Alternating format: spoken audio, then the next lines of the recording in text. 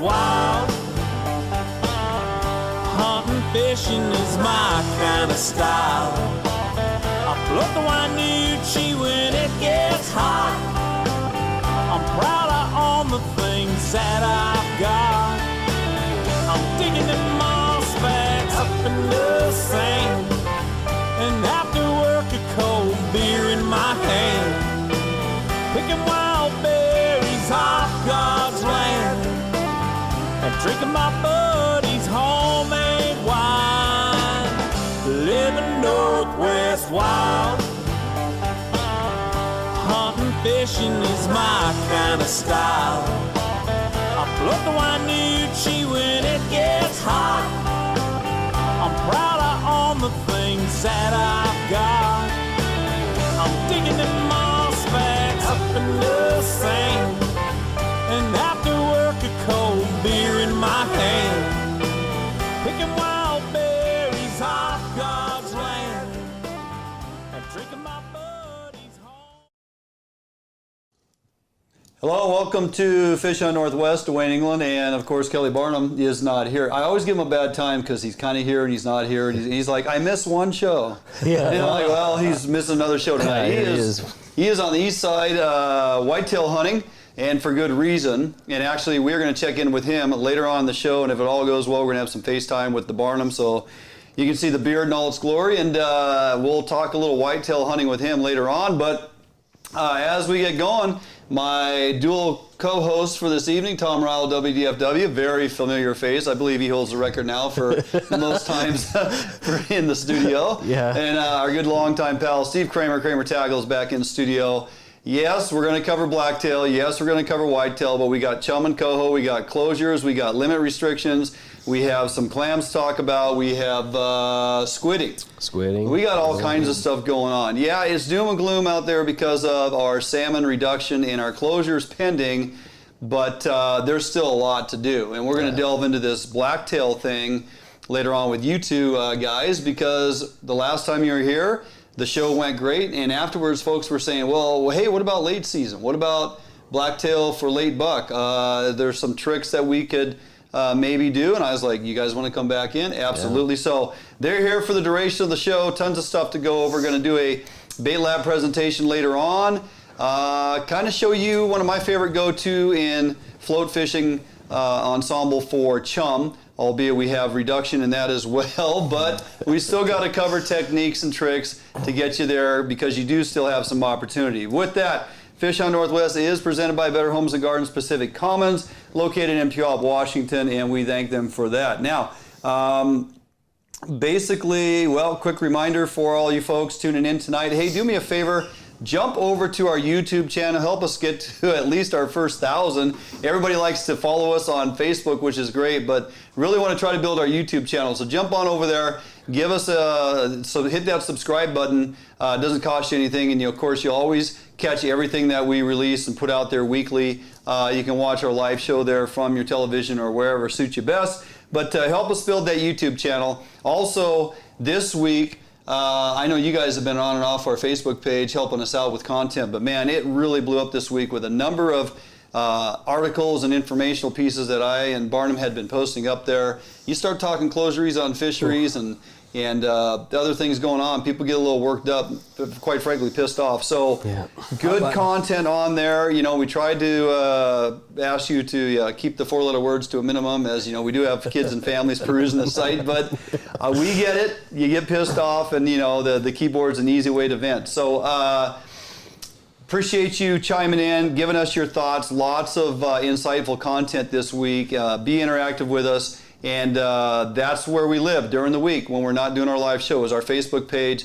Post up pictures of success. Man, we love to see the pictures of kids and spouses out for their first time. Tom, before the show we were talking about some of these monster bulls that you've been scoring because folks have been out. It's like, hey, I think I got kind of a good one. You're like, this is your first bull? So yeah, it's crazy how many of those are out there, and it shows you that, you know, just being out there, buying your license, getting out there and enjoying hunting and fishing in this state, it's amazing to me how many animals that come back in there, first timers with mature animals. And you know, it doesn't happen to me, but, you know, I'm doesn't happen to me either. Super but, happy to everyone else. For everyone else. So with that is what it's all about, man. A community sharing in this. You know, a couple weeks ago we ran a competition, photo competition.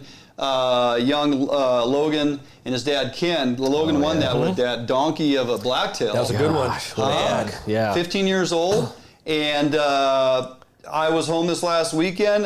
Sherry was on the phone with Ken, said, hey, you want to just swing by? So sure enough, they came by here. We swapped stories. That family is die-hard blacktail and just hunters. That's awesome. You know, for generations. And Ken is raising those boys right. And it was a pleasure to have him here in studio and just sit and talk for about an hour and just kind of, you know, talk hunting. It was very, very cool. And that is what this whole thing is about. Sense of community, getting interactive on our Facebook page. But, you know, please go to our YouTube channel and subscribe. Let's get this thing rolling because we got a lot of stuff to continue to bring you guys each and every week. With that, guys, there is some frustration out there. Okay, Tom, you work for WDFW in the marketing department, and you at times get a brunt of, you know, some of this stuff going on, frustration. The phone lights up, and folks are basically pissed off. I'm going to run you through kind of what we have been experiencing or what we've been basically handed after this monster coho forecast. Now, if you were with us last week, and a lot of you were, we had Larry Phillips sitting in here, basically broke it down for us to explain on the technical side, on the scientific side, how they come to decision-making relative to building forecasts. Both working with WDFW and the co-managers, and how they come to those numbers. And it was pretty compelling information. He was very matter of fact. And I think a lot of folks, based on comments, were, okay, I get it now, right? And there's something going on in our ocean that's unexplainable, uncontrollable, and concerning. With all the efforts going on inland here, right? Would you guys agree? I agree. To back up into where this whole thing started, we had a monstrous forecast, and then they kind of started chipping away at that pie in the sky. We experienced low numbers, and we saw the first cutback or reduction was September 23rd. Area 10 was reduced to a one fish limit relative to coho. Okay. And this is on the heels of a Chinook forecast that was a little on the low side, but yet the Chinook fishery performed very well. So now we're trying to wrap our head around what's going on in Area 10. Oh, they're just late. Maybe they're a couple weeks out. November 4th, complete closure of the Quileute system to all salmon fishing, and the planned reopening is November 22nd, which is pending based on performance. I did a little bit of digging and actually looking at ourselves in our ability to repeat history. We had a multi-week closure in 2017. Let's back up 2 years. 2017, we closed October 16th, reopened November 3rd. 2015, the big blob, the drought, all the conditions we were up against, the extreme warming conditions, low water in our tributaries and main stems. We didn't get rain until late October that year. It was very concerning. Hunting was terrible. Fishing was just ridiculously poor. They had an abundance of closures in 2015, and they actually introduced new language. If you guys remember, the hoot owl clause was introduced because they were attributing that to basically logger hours. You could hit the water at daybreak, had to be off the water, i.e. out of the woods, so to speak, by noon or 1 o'clock because they didn't want fish being assaulted on late into the afternoon when the water temps were actually getting warmer. So we've gone through this roller coaster. This is nothing new. It's frustrating. I get it. November 8th, we saw just recently posted here, Marine Area 10 closed to all fishing. Marine Area 13, majority of it closed to all salmon fishing, and the remainder of it closed to chum. The Green River, Minter Creek, Kennedy Creek, all closed to chum fishing. Those are, Steve Kramer, staples that people look forward to every year. That's a problem. Right? If the humpy numbers are down like they were this year, and now the chum numbers are making closures for chums, we have a problem. Here's the deal. The two species that you just recognized are hatch out outbound. We talked about it a little bit with Larry last week. That is one of the couple families in the salmonids that basically hatch out, boom, they're heading to the salt, right? So it's not an in-river habitat issue.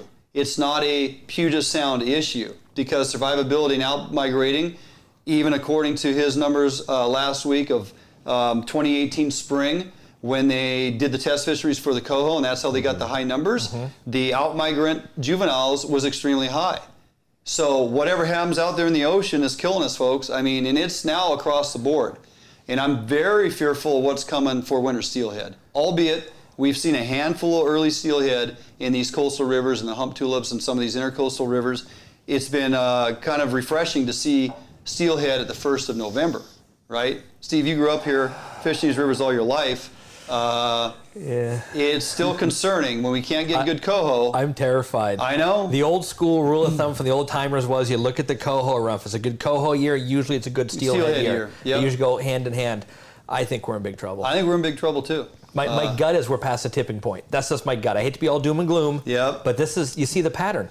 Since, what do you mention, 2014 on, every year we seem to be getting more closures. And as we move forward, the announcement came out late last night, the 16th of November, which is 2 days from now. We'll see an adult fish limit reduced to 1 fish throughout all of Grays Harbor, tributaries and main stems of freshwater in Area 2-2. That includes our chum. So even where we're open for chum, we're down to 1 fish. Right. It's not like you can go, oh, we still got Grays Harbor, we can at least get 2 chum, or you can keep a coho and a chum. No, you get 1 adult coho, you get 1 adult chum. And I'm just going to say handwriting's on the wall. Yeah, we have some rain now. Finally, we're getting a bump here today, this evening through Sunday, which we'll get into later as we talk hunting, okay? Then we actually have another good push of rain, 17, 18, tip of 19. The 20th on down, conditions look fantastic for river bump and drop. If I'm fishing, that's when I'm going. November 20th, man, I'm on the river, right? That's if you got to go to work and you want to get a shot at it, getting some fish, this is going to be your shot. That being said, the fish don't show after November 20th through 25th. I'm thinking we're looking at the end of it here. I'm going to start taking up knitting, tennis. Yeah, golf, something expensive. Yeah, because this isn't cutting it. I want to go down a few things that I dug up, because when problems continue to resurface themselves, much like our coho and chum fisheries of this season, and I already alluded to 2017 and 2015, there seems to be a pattern here. There are certain things working against us. We have many conversations that revolve around hydrohabitat harvest, hatcheries, predation, pinnipeds, birds, population explosion, pollution. We're trying to cover all these issues. We're trying to do our very best to, fix what we have completely destroyed in some sense, right? The problem is harvest is on the table, and we continue to talk about harvest. And the only time we cut back on harvest is when the numbers aren't there. When the numbers are there or the season forecast is there, man, it's just full on. We just get after it. That would be why we fished ocean fisheries this summer based on the preseason forecast that was put out there. There was no reduction, no cutback, nobody saying, hey, time out, stop. We fished our ocean fisheries full on for the length of the season that was set and for the limits that were set. And it's only once the fish begin to get into Puget Sound and towards the terminal fisheries we recognize we have a problem. So that can be an issue that can really come back to bite you, right? And this year it definitely is. The other part of harvest is not our side, but the co-managers' unwillingness to finally just say we're done with gill nets. Commercial industries to say we're done with gill nets. On a low fish run return, if the front part of that run is heavy and abundant and they're whacking a ton of fish, and then as we get deeper into the run, there's just no fish to support that type of pressure. The problem is, we're looking at this Grays Harbor area going to a 1 fish limit, and the tribes have agreed after the 16th, because we're still fishing, they're gonna take a look at what they're doing and see if they have to cut back. They could choose not to. Okay, they could also choose to do the right thing conservation-wise and reduce their effort. If people are going to get pissed because they're still putting nets in the river 1 day a week, or 2 days a week, you need to remember we're still fishing. If we're fishing, they're fishing. Now, I can always say, when we're not fishing, they're not fishing. That's entirely up to them. That's when it gets a little bit dicey. That's when it gets a little frustrating. But the problem here is a problem that stems from 1853 forward. Okay? 1853 to 1860, thereabout, the mid to moving towards the latter part of the 1800s, we introduced gill nets in the Columbia River. We introduced a explosion of canneries. We introduced an explosion of commercial harvest with no stop measures in place. And we basically outfished that strain of 80 to 100 pound Chinook and those abundance of Coho and all of them steelhead within 40 years. By 1900s, 1910, we're talking about hatcheries to subsidize the commercial industry. And that's how it was born, right? Gill nets. Gill nets have been in the Columbia since the 1860s. How many years is that? 139. See? This guy can do math. Real quick. 140 years of the same practice of non-discriminate harvest measures, right? And we say those that would like you to believe, those that earn their living doing that, continue to go down the road to say it is selective because of where we place the nets and the time of the run and all blah, blah, blah. Crap. It's non-selective, non-discriminate harvest measures, right? I guess my point is other things in commerce have changed their ways and means. We were talking before the show, forestry practices. The Northwest is synonymous with lumber production, forest harvest. We did it wrong way back in the turn of the century, knocking down all them big, beautiful trees, taking all that old growth and shipping a bunch of it out of here. And, you know, the mills were on fire. I mean, it was gangbusters, right? Mineral extraction, same thing. Over the course of time, they've recognized how detrimental that is to the environment, to the landscape, to fisheries, to wildlife, to all those things. Even our highways are detrimental to wildlife, and they're now talking about safe passage corridors and all those things they're doing, right, Tom? I just built one up there in Snoqualmie. Yeah, and a lot of money going towards that stuff, but it's after the fact. Right. We are trying to recover fisheries that were absolutely destroyed on that main stem Columbia back in the late 1800s, early 1900s, and we'll never do it. Nope. We'll never do it. But our methods of harvest, commercial-wise, have never changed. We think we do all these other things. As long as we're having a discussion relative to harvest, we'll be okay. I'm not saying the recreational guys are doing it right either. No, we need to look at the, matter of fact, at some point it's going to come to 1 fish per day, 5 per season. We talked to Brandon Glass a month and a half ago on the Chinook fishery on the coast. A lot of those rivers down there that drain right into the ocean are 1 Chinook per day, 5 per season. We have many rivers up here where we should be looking at instituting annual limits. We've talked about it for years when I was working on committees. We've never gone that far, but at some point, and Steve, you already said it, we're at the breaking point. I think we're past the tipping point. I'm terrified what I'm seeing. Had the conversation with my dad just the other day. He said the same thing. He's like, I didn't think I'd see this in my lifetime. Right. You know, I think you need to treat like the Olympic Peninsula, the rivers up there, treat them like a hunting license, draw only, or give them an even and odd number day fishing license. You have to get the pressure off them. Canada does a lot of that stuff. Limited entry, controlled access. People are going to hate me for saying it, but Herzog used to say the same thing, and people throw rocks at him. But yeah, but I think you need to. I grew up fishing the Ho as a kid. I've seen the numbers. I've seen what the Queet Summer Kings used to look like. We have 7.5 million people in this state. All right, our population has doubled in the last 38 years. Yeah. The way fisheries has been managed has forced that the license sales may say, hey, we don't have as many people fishing in some regards on some seasons, but the lack of access and the lack of opportunity spread out, we're all forced into the same systems, and we're just beating on those systems and extracting those fish. And we got, recreational folks that are stuffing their freezers so full that they got to give fish away to the neighbors and at church or everywhere else. They just want to go fishing. The thought of catch and release isn't something that everybody buys into, and we should. You shut down Kennedy Creek, you shut down Perry Creek, you shut those urban chum fisheries down. Everybody's going to go to the Satsup. Yeah. Everybody's going to go to the Chehalis. Yep. And just like when the Puget Sound River shut down, everybody went to the peninsula. Yep. There's not enough cupcakes for the whole class. Winter steelhead season is just around the corner. 75 drift boats a day on the Wainuchi. Unacceptable. Right? Unacceptable. Because of lack of opportunity. Mm-hmm. Lack of opportunity stems everybody coming to one location. So harvest rates for recreational is too high. Sorry guys, the facts are harvest rates are too high. Harvest rates for commercials are too high. Gill nets are a thing of the past that need to go away, and you need to come up with ulterior methods. It's going to be 2020. Technology is at an all-time high in our lifetime. There are other ways and means to get things done and provide fish for the market. Yeah, on the front of it, it's probably expensive. And yeah, I'm probably talking out my butt, and you don't think I actually know, you know, I probably don't have a dog in the fight because I don't live in that world.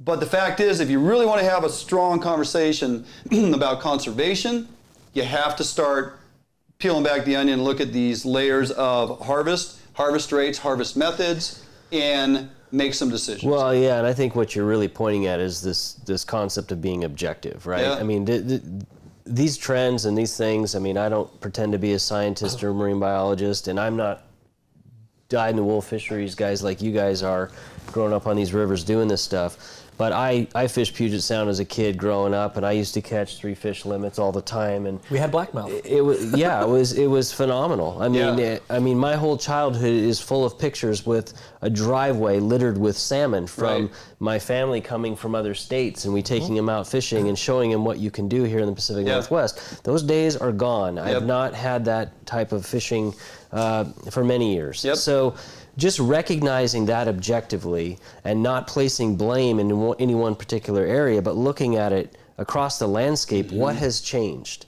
You know, what has changed to cause this condition that we're in today? Well, and I think at some point, Tom, each user group needs to pull back and go, what can we seriously do to make change? Right. You look at the, you know, Ducks Unlimited, you look at National Wild Turkey Federation, Elk Foundation, all of these conservation groups are essentially, they were founded by sportsmen and women who care about these resources, and ultimately it comes back to conservation by definition is conserving. It's not chewing up every opportunity you have. It's recognizing that if you want the sustainability, that you're going to have to change your practices and your ways and means, to use your words, about how you go about this stuff. And I think that, you know, I think it's great to have this kind of conversation, and I think you have to be willing to stomach the reaction from all sides in that, right? And we have co-management, right? We have that. That's not going away. No, it's not. So we can complain, or people can complain, or, you know, but at the end of the day, we have to have a seat at that table. The tribes are going to have a seat at that table, and we're all in this together. Yeah, so, it's not about tribal bashing, and it's not about telling them to pack sand and get their nets out of the river. It's about coming to agreement, find alternative methods, selective harvest, because it's been proven that it works, and raise hatchery fish, harvest hatchery fish, let wild fish rear in the rivers, and you know, and we got to feed the orcas. I mean, we're up against it here. Well, so the sporties and the tribe and the commercials all need to realize we're on the same team. We're fighting amongst ourselves. We're all in this together. It's often been said we're fighting for the last fish. So if you put in a fish wheel, you put in a weir, you have no need for a net ever. No, ever. Selective, wild, throw it upstream. Hatchery, bonk. Tribe gets their half, we get our half, commercials get X amount. All divided up, problem solved. That, and there's just way too many dudes on the landscape. You know? And that's what I was going to say is, you know, I'm looking at state demographics and population densities and all these things, and I looked at Washington is the 4th fastest growing state in the country, and we've got obviously a ton of industry and high tech up the I-5 corridor, extending into Portland. If you look at the top 10 cities that are growing, and I'm talking double-digit growth in the high double digits, 84%, 56%, 63%. It's all in that Puget Sound region. There's a few outliers based on percentages over the last 10 years. So you got some podunk town in Eastern Washington that is actually at 12% growth, and they're on the chart. But it's because 10 years ago they were, you know, proportionally they're growing. But you look at the bulk of that, you're putting a lot more opportunity, or a lot more people on the landscape that are learning about these opportunities, learning from, you know, resources such as this, how to go chum fishing. And now you're putting more people out there on the resource. So it's disingenuous to not recognize that we're all in this together. We are. And we've really got to figure out a way to innovate and think clearly about how to go about, changing the course of history here. There's plenty of committees. There's plenty of citizen advisory groups. There's plenty of work going on at the state level, governor's task force, and they're all chipping away at all these issues, all these things that we continue to talk about, which is great. It's work that has to be done, and it needs to continue. We seriously need to have conversations on harvest rates and harvest period and selective harvest. On the commercial side of things, so we're not ever going to gain ground here. So, all right, I'm off my soapbox. We ran way long on that, but I just knew we couldn't get it all in. So we're going to jump out for a quick break. We come back. Time to talk some blacktail. Time to talk late season. Day 1 was today of our 4-day opportunity on the west side. It goes from the 9th to the 19th on the east side for whitetail. That's where Barnum's at. We got some stuff going on both east and west that could be conducive to bagging that big buck in the next 3 days. We'll talk about that with these two guys when we come back right here on FHN.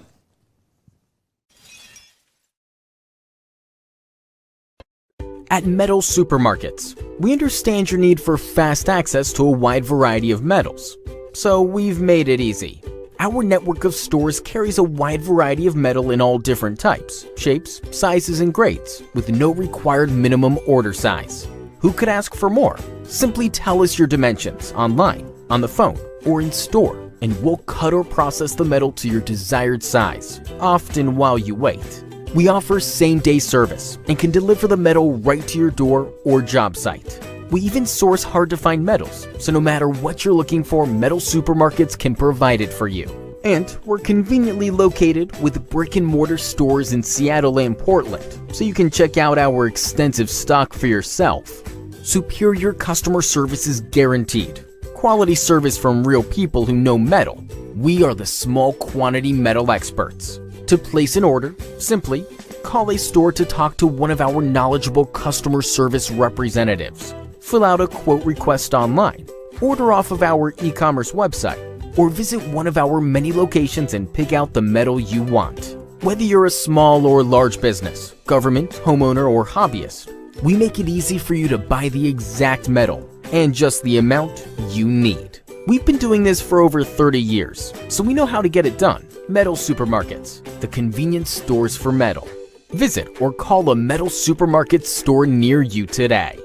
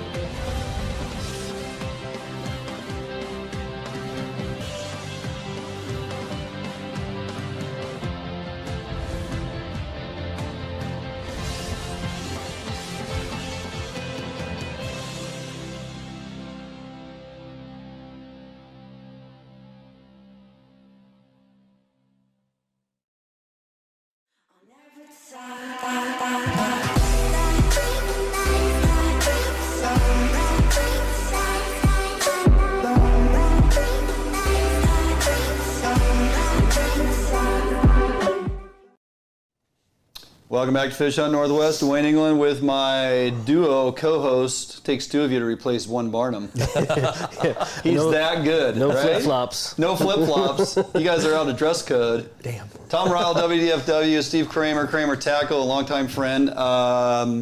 Thanks for coming in tonight. I mean, thanks for just, finding your way back here and It's all about the blacktail. We love talking blacktail. I know. That's our thing, man.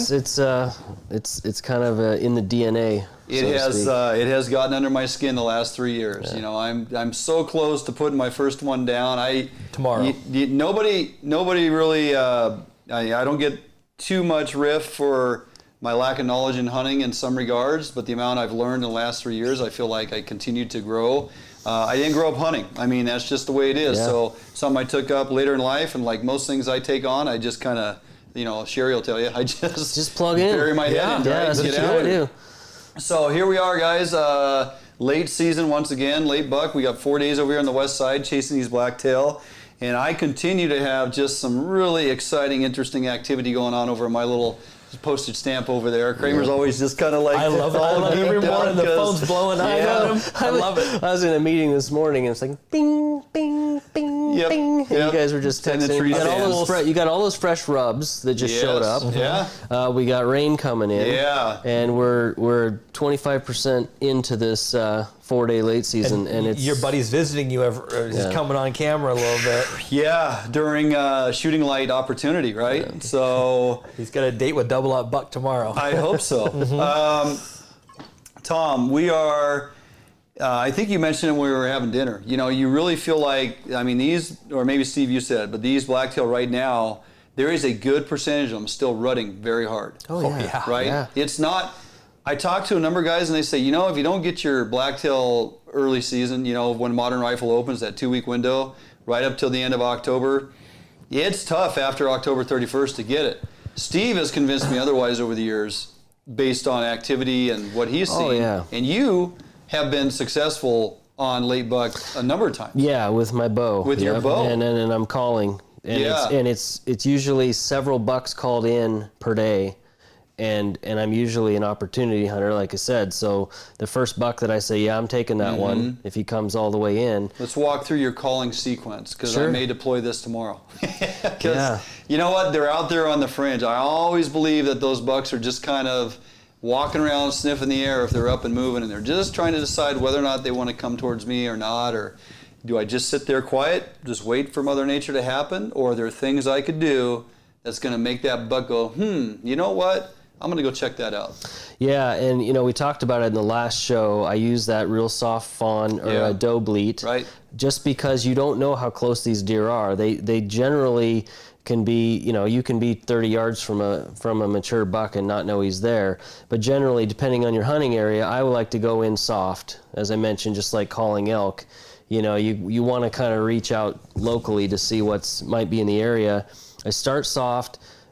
Usually it's 3 to 4 doe bleats. I listen. And right now, again, we're at peak breeding. 85-ish% of the does are going to get bred in this midweek or this mid part of the month. So these bucks are locked down with does. And so if they hear a doe call, they're thinking that doe might be alone. They're going to investigate that. Conversely, you know, this is where rattling comes in, and it's an all-out brawl at this point. This isn't a time to be subtle with your rattling, because in the deer woods, this is fierce competition time. Yeah. So I will do a lot more aggressive rattling, and again, it's usually in bursts, and it's mostly shoving and a lot of natural sounds with brush and thumping the ground, and you're trying to emulate two bucks that are actually shoving. Pushing around. They're not standing there doing this, right? Yeah. So don't sit there and do that with your antlers. Difficult for me. I'm up in an elevated platform. So I'm beating those against the tree. I'm knocking them against the tree, making dead wood sound. I'm trying to think, what can I take up in there that's gonna... Well, as I mentioned, you know, rattling like that works. You know, I've rattled in deer without making any other sounds, just other than the antlers. But if you are in a tree, and like I said, you can jig these antlers off the ground. Yeah. You can hook I like that idea. a rope and pound these into the ground and let them bounce around and slam them into the salal and ferns.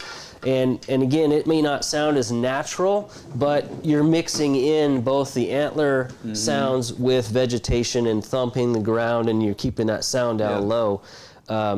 having the sound up high is not detrimental because then it carries further.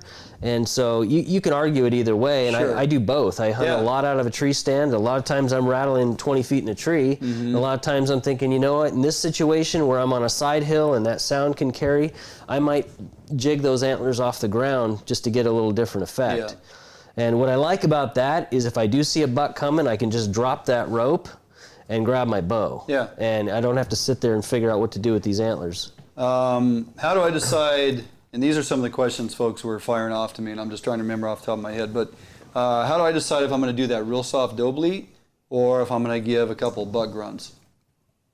Flip a coin. Yeah. I mean, these are blacktails, and the playbook for me is constantly evolving, and it's about experimentation. Things that have worked for me out of thin air, the next year don't work at all. And so it's a numbers game, it's a confidence game in your abilities, and just you know that you're engaging at a time when these deer are ready to engage. So you're looking for that one that's willing to come and investigate. Yeah. Just like elk hunting. Well, you know, I've been kind of mixing things up a little bit. I give a couple of little soft doe bleats. I can adjust that reed on my grunt and give a little softer bleed on that, and just remembering what you said. So I've been, you know, dropping that down a little bit. I've been dropping the antlers off the side with my haul rope that I have to bring my pack and gun up, right? Right. And then, or I'll beat them against the tree up in the deal and just kind of then sit for half an hour, wait and see if anything comes strolling in. Every once in a while I fire off a little, you know, repetitive buck grunt and just kind of wait and see what happens. Yep. Sometimes I rattle, and when I'm done rattling, I throw one single little buck grunt like, ooh, geez, I'm tired.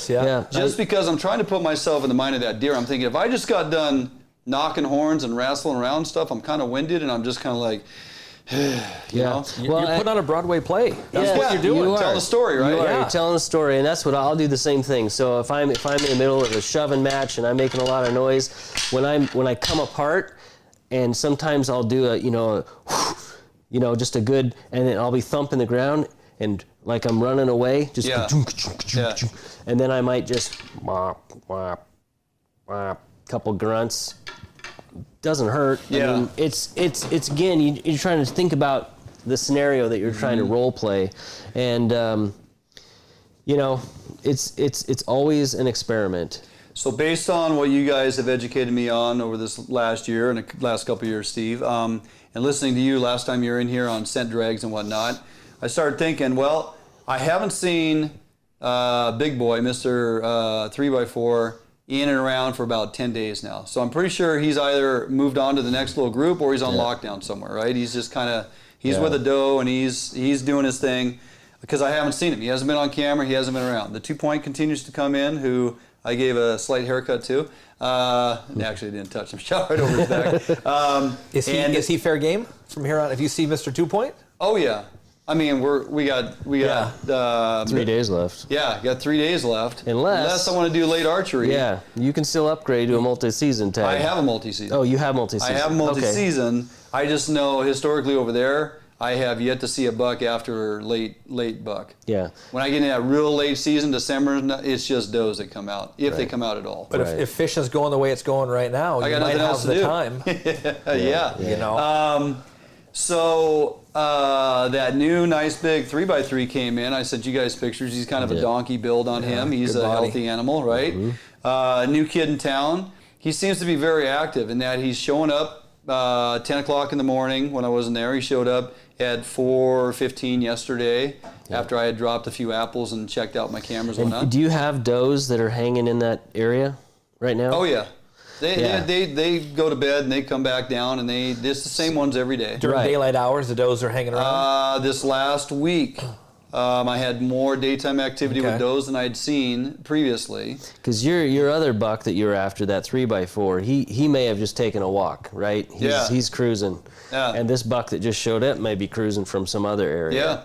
But if you have resident does that you're hunting over, there's your decoy, right? And so they're going to keep scent checking to make, when that doe comes in, or those does start to come into estrus, which I'm assuming they probably have, they may have already been bred by now, I don't know. Who knows?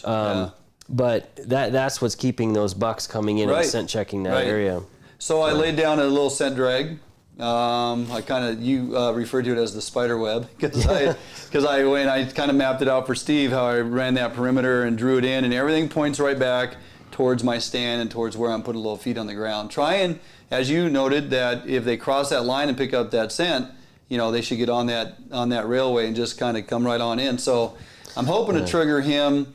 I look at that 3-point to say he's new to the area. He's trying to figure out which doe he's going to breed. And he's still kind of checking things out, moving around. If I give him scent that triggers him and he comes walking on in, great. I'm just trying to exercise my options with not overplaying my hand. Does that make sense? Yep. Yeah, and it's interesting because I don't know if I talked about this last time, but I've had literally run a scent drag and climb to my tree. Yeah. And literally by the time I'm sitting down in my tree stand, I see a little forky nosing bird dogging right to my tree.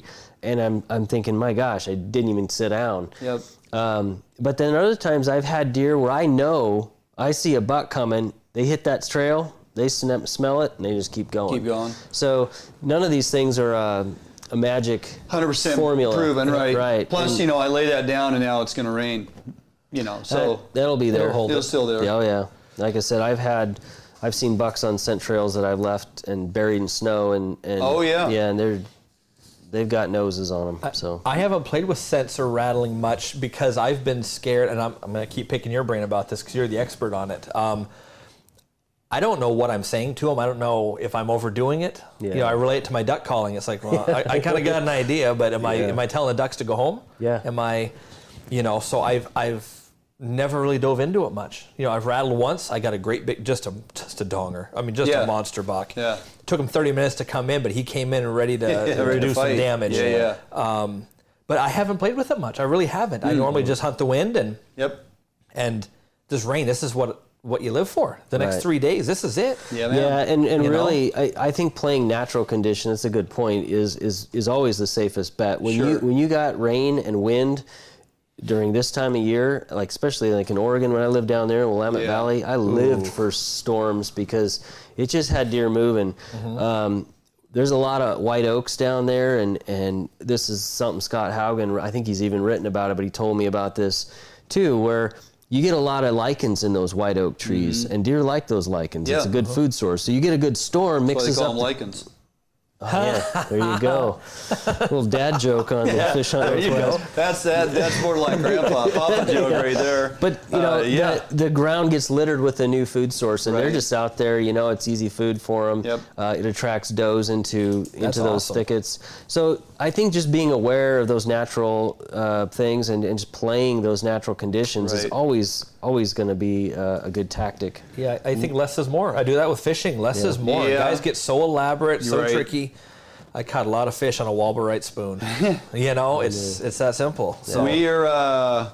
I don't want to stop the conversation, but we have to. We're going to jump out for a break. If you have more questions, and we got some of them firing off here in regards to how to be successful the next 3 days in your late season modern rifle opportunity, whether you're east side, west side, down in Oregon, what have you, fire them off here while I got these guys in studio. Try to get your answers to you this evening so you can hopefully be successful the next couple days. All right, with that, we'll jump out. We're going to take a quick break. We come back. We're in the kitchen with Chef Kelly and Sherry for another fantastic recipe of the week. We had folks asking for more pheasant recipes, so we pulled out another one that we had actually premiered earlier in the year, but we have many more folks watching now who probably haven't seen this one, and it is to die for. It is honey 5-spice pheasant, absolutely fantastic. So don't go anywhere, sit here through the break, only a couple minutes, we come back in the kitchen with Chef Kelly and Sherry right here on FHN. It's my favorite part.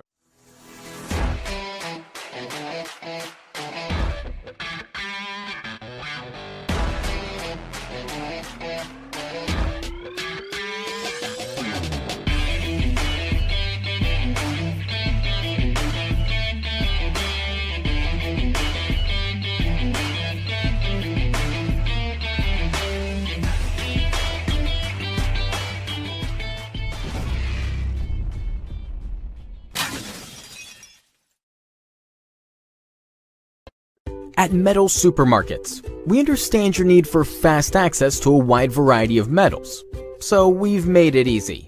Our network of stores carries a wide variety of metal in all different types, shapes, sizes, and grades, with no required minimum order size. Who could ask for more? Simply tell us your dimensions online, on the phone, or in store, and we'll cut or process the metal to your desired size, often while you wait. We offer same-day service and can deliver the metal right to your door or job site. We even source hard-to-find metals, so no matter what you're looking for, Metal Supermarkets can provide it for you. And we're conveniently located with brick-and-mortar stores in Seattle and Portland, so you can check out our extensive stock for yourself. Superior customer service is guaranteed. Quality service from real people who know metal. We are the small quantity metal experts. To place an order, simply call a store to talk to one of our knowledgeable customer service representatives. Fill out a quote request online, order off of our e-commerce website, or visit one of our many locations and pick out the metal you want. Whether you're a small or large business, government, homeowner, or hobbyist, we make it easy for you to buy the exact metal and just the amount you need. We've been doing this for over 30 years, so we know how to get it done. Metal Supermarkets, the convenience stores for metal. Visit or call a Metal Supermarket store near you today. Hey everyone, welcome back to Fish Hunt Northwest. We're here in the kitchen with Chef Kelly. And boy, you have some mojo going on over there. What's going on? Hey, you know, I'm happy to finally start cooking my pheasant that we shot earlier this year. Hey, you didn't even let me say it. I was going to guess it was pheasant. Oh, it's chicken. It's no, it's actually pheasant, guys. Okay. So today we're going to be making a honey 5-spice chicken, or pheasant, sorry. You got me on the chicken thing. I know it. Right? Okay, so what we're doing today is we're going to cook at sous vide techniques. And I wanted to show off this technique because there's some times where its application really does pay off. This marinade has a lot of sugar in it, so if you actually just pan-seared it, you might be towing the line of getting too much color on it. So, you know, that's where sous vide is good, because we're actually going to cook it in the bag just like this, in the water, and we're shooting for 148. That's me under what normally you would shoot for chicken. Normally it'd be at least 155 because you have to deal with salmonella, but we don't really have salmonella with our wild game. Okay? Okay. That's a commercial problem.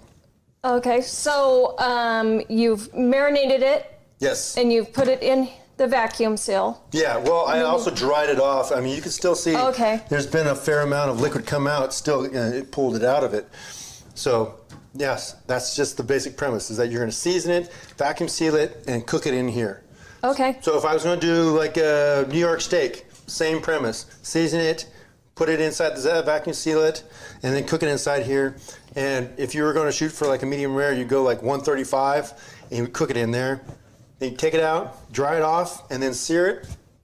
It's a perfectly done edge-to-edge cooked steak. You know, like typically, like if you cook a steak, you would have the center part would be your medium rare, then you have some gray area on top and bottom. That's not true with sous vide. It's really a great technique, and this is a good way to show it off.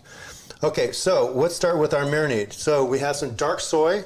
This is a product that you're only going to find either online or at your Asian market. It's really hard to find even in your high-end supermarkets. So we're going to put 1 tablespoon of dark soy. The stuff is really strong, so got to go kind of light on it. About 2 tablespoons of hoisin. This is hoisin right here. It's you can get that at your regular grocery market. Oh, you know, it's also called like the Chinese barbecue sauce. That's what some people prefer. Oh, okay. Okay. Yeah. We're gonna put 2 tablespoons. And your cute little bear. Oh, I know. Yeah. Well, it is an outdoor show. Yeah. Give me some bear. You know, I want to cook some bear. Okay, so we're gonna put in. Yeah. You hear that? Get some bear. Get some bear for me. I think Stephanie Barnum has got a bear before. Oh, good. Yeah. I need that. Okay, so there is actually a 5-spice powder. You can actually make your own, but this brand is great. I get this at the Asian market. Okay. So I'm going to add about... So it's an actual 5-spice powder. Yes. Okay. Okay, about a tablespoon of garlic, and we're good to go. So we're just going to add our pheasant. So that's like 2 breasts. 2 breasts. Okay. This could probably be enough for probably 8 breasts. I mean, for this size. Oh, okay. Okay. Okay, so you can see this is a very thick, very strong marinade. So wow, yeah. you only need, a couple hours most to get maximum flavor out of this. Okay? All right, so that's what I did there. So okay. That's ready to go. This is already cooked off, ready to go. Okay, so now we're going to work on our stir fry. So I just have some multicolored carrots here. I kind of pre-blanched them, and I took the strings off of the sugar snap peas. So, okay, so we got our pans nice and hot. Some cool looking carrots. Oh.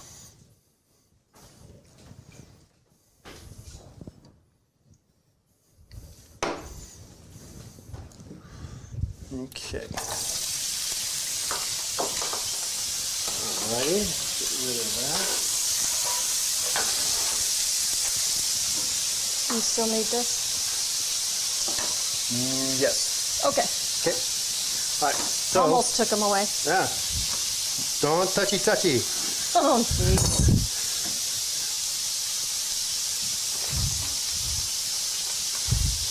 Okay, so we just gotta dry off our pheasants. Oh, yeah. Just like that.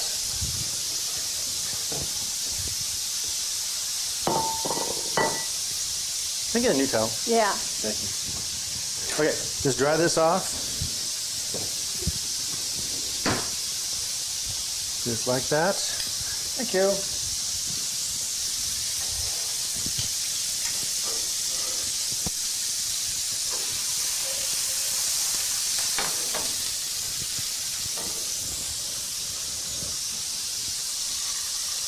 Okay, so remember, we're not really cooking this, we're just getting a crust on there and done. Because it's already cooked.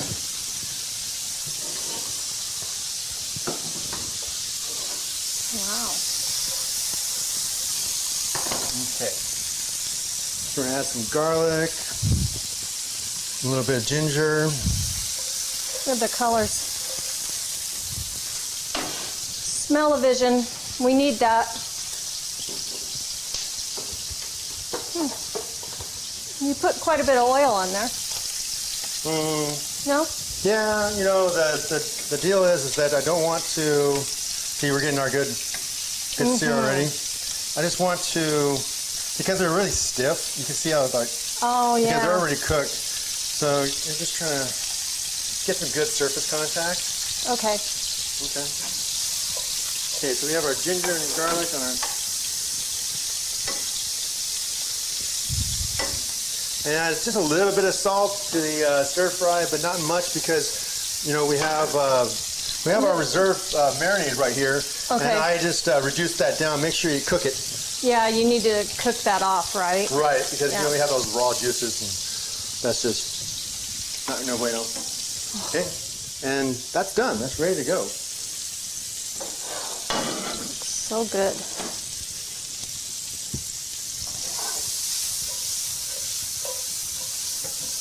Plating already? Plating already. Wow. I'm gonna add a little bit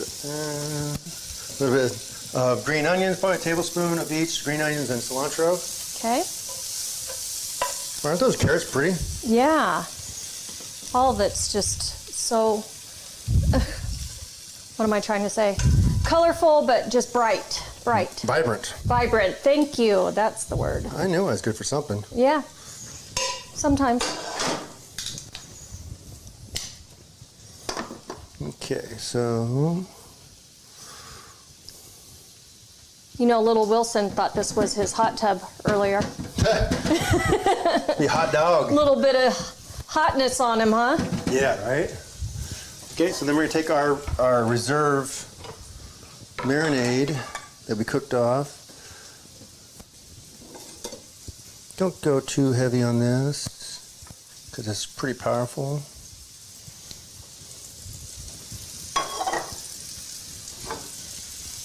Thank you.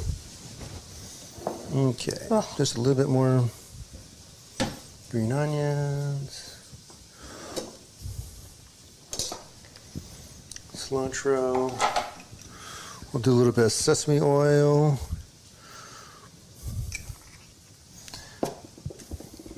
Maybe sesame seeds too. You know what I just realized? What? This meal's for me. Yeah. It's completely keto. Completely keto. Carrots are a little bit not so good, but still. But I mean, for natural me, carbs, it's good, right? Yeah, I'm a carb freak, right? Yeah.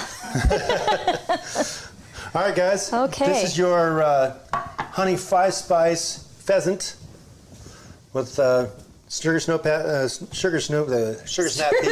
peas. Stir fry. Yeah. Okay. All right. Well, I am really going to try to share this one. Yeah. Okay. All right. Well, we dig in. We're going to go ahead and shoot it to you guys back in the studio. What is going on with us? I don't know. We're hungry. I don't know. Both of us. Yeah, we must be starving. Okay, Chef.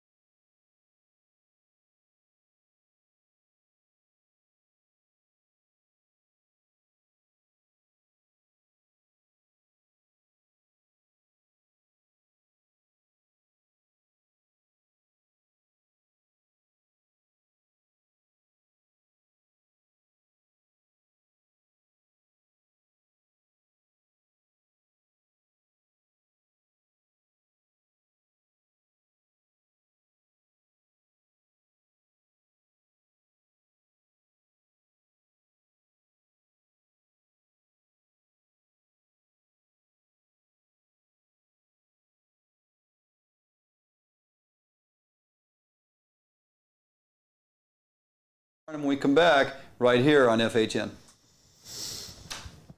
No sound.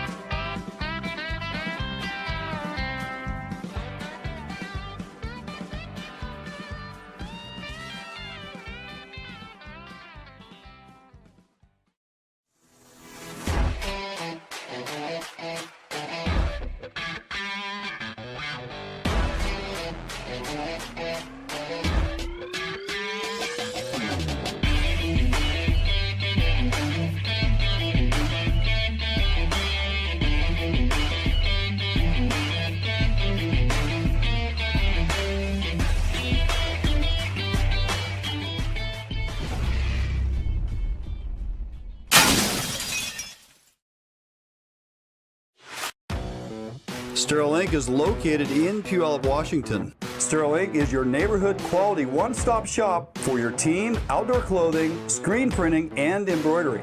At Sterling Inc., we are passionate about the outdoors and our environment. We only use environmentally safe products. If you fish, chances are you're getting a discount. At Sterling Inc., we take pride in working with the customer to get you exactly what you need. Let us help you with all your screen printing and embroidery needs at sterlingprints.com.